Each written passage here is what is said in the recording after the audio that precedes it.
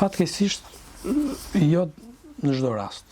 Ka fraktura që nuk shërohen. Kur ndodh kjo? Për shembull, një nga frakturat më të shpeshta që hasim ne në praktikën tonë është fraktura e qafës së femurit, që është te kofsha, tek të moshuarit, që mbas një moshe të caktuar, supozojmë mbas moshës 70 vjeç, edhe kjo është e diskutueshme, kur është me zhvendosje, rezultatet e trajtimit të kësaj frakture, pra shërimi i saj është pak i mundshëm që të ndodhë.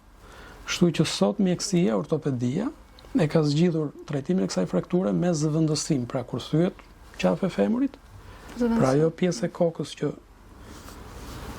presim që të shërohet, që normalisht e një i ri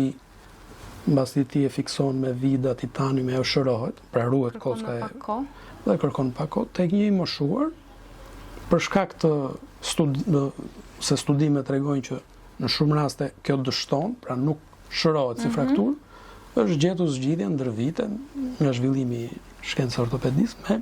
zvendësimin e saj. Pra vendoset një protezë parciale, quhet ajo, ku kjo pjesa e thyer hiqet dhe zvendësohet me komponent metalik,